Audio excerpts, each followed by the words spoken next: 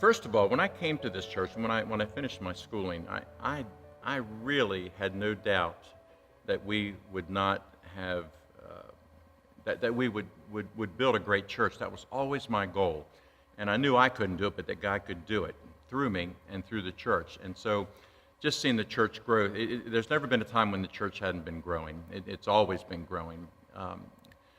There, of course, people, like I said before, they come and go, but it's every Sunday someone comes down the aisle and makes a decision for Christ, and often they're joining the church. In the early days of the church, the original building sat on 8 acres of ground, but we only had 1 acre that was any good. The rest was a sheer drop-off, and like 40 foot. If you were to go outside and look over the bank, you'll see it's 40 foot to the bottom, almost straight down. And so I thought to myself, what can we do? We need more ground. And we don't have it here, and the land we have is unusable. But we had some guys in the church in the construction business, and I talked with them about the possibility, could we landfill this? And they said, yeah, we can. They said, we got to get permits. So we got permits from the county, and if I would see a dump truck hauling dirt somewhere, I would follow it and pull up behind it and say, do you guys need a place to dump dirt? And they said, well, yeah, because they had to pay money to dump it on a county dump. And I said, well, I got a place you can dump for free, you got a permit, and we'll take all you got.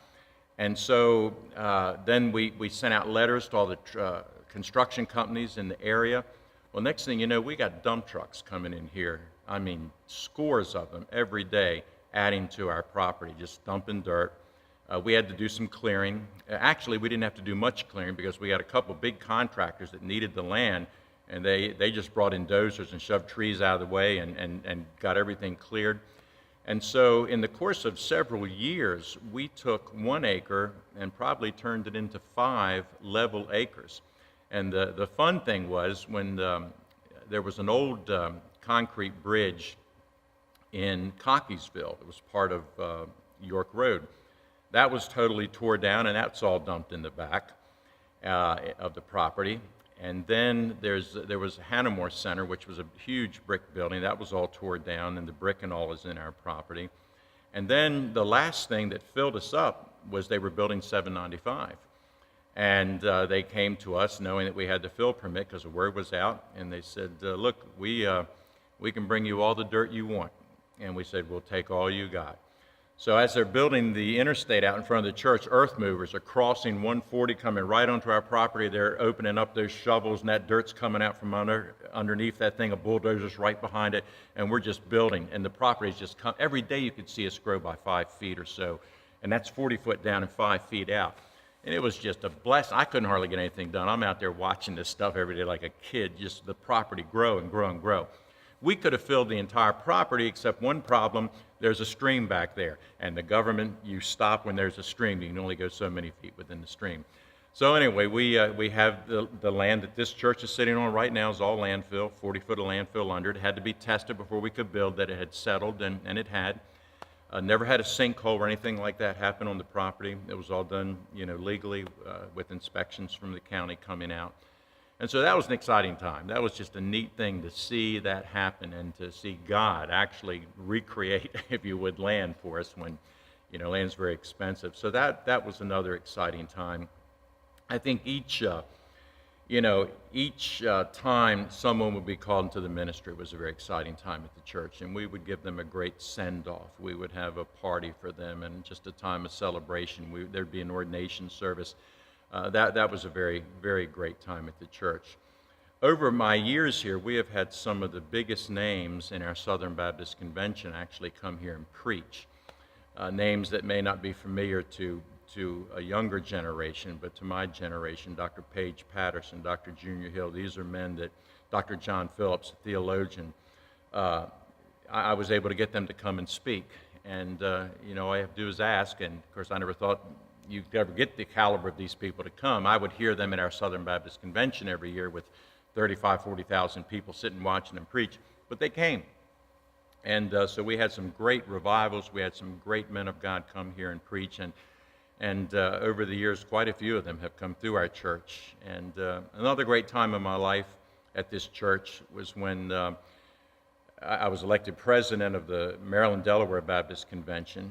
in 1996 and 1997. That was a real honor that my peers would elect me to do that. We have about 400 churches, and so I became the president of the denomination, which simply meant I signed legal papers, and I was there for the guys if they needed me, and I did some extra preaching, but it was just an honorarium type thing.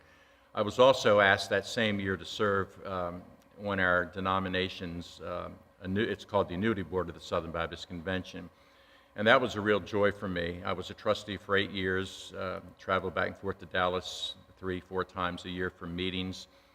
We were in charge of the insurance funds for the retirement funds for all of our denomination, as well as health insurance. And being a pastor, I was on the Benevolent Committee, and I was president of that committee, made president of that committee. And what we did, we helped pastors who had nothing. A lot of our pastors in the South and in the West, they worked, their pay may have been a couple jars of jam and chickens from their congregations, literally. There were a lot of guys that lived like that. And so what our job was to raise funds from churches by appealing to them to help these poor pastors who had given their life to the service of the Lord and didn't have enough money to live off of.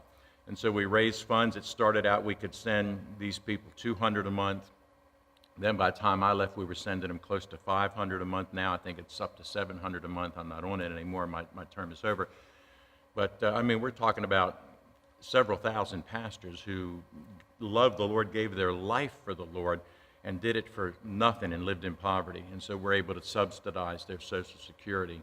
And that was my job. I was head of that committee, and it was just a great place to serve the Lord on. I remember one guy, we made a video of his life, and in the video, the way it ended, the man, he said, when I'm gone, I want him to put on my tombstone, while passing through, I preached the gospel.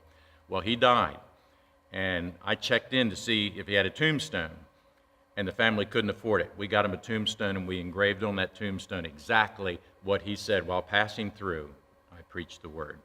And that's somewhere in the West. I forget the state, but we purchased a tombstone and with the funds, and were able to do that. So that was a great joy in my life. The Alpha Pregnancy Center, seeing that thing start and recently go to their 25th anniversary, and my wife honored at that. It's alive, it's living, it made it. If you make it 25 years, and they see hundreds of people. Every year we hear how many babies are saved. Minimum 12 to 13 babies a year are saved, and there have been hundreds over the course of that pregnancy center being there. A lot of our people serve as counselors at the Alpha Crisis Pregnancy Center, which is just down the road from us. They've had to rent a new building. They've moved 3 times because they're growing. We now have a store inside where people give away their baby clothes, and a poor mother can go in there for 50 cents, maybe a buck at the most, can buy outfits for their children. We have free diapers for them. So that's a ministry that we've done as well. And then we've always had some sort of outreach. Right now, our newest outreach is across the street. There's some apartments, and they're senior citizens. Most of them are senior citizens. I think most of them, all of them are. But these are great people, and we're like a family to them. We've adopted them. We have a Bible study there. Matter of fact, I have one right now as we do this. I usually do it, but I'm here with making this video, and it's a lot of fun. But we have a Bible study once a month with them. We also, twice a year, will serve a Thanksgiving dinner there, and at the women's shelter, which is across the street down the road from them, and we'll serve a Christmas dinner to them. Last year, we were asked to come to Catholic Charities because they own the property where the apartments are, and they asked us to come, and we went to their annual dinner, and we were awarded the highest honor. The honor was for service, and we got the highest honor they give each year to somebody for coming into that community and being a servant and just loving on these people and being there for them. So that was a wonderful experience. So those are some of the high moments that I can remember. Of course, baptizing people. I love baptizing people. It's always a high time in the church, and it's a monthly thing in the church. Sometimes it becomes weekly. It depends on how many we have. But it's always a joy to go in those waters and to take that young person or that 99-year-old person and to raise my hand and say, I baptize you in the name of the Father, Son, Holy Spirit. Take them under, buried in the likeness of his death, raised in the newness of his resurrection. It doesn't get any better than that for a pastor.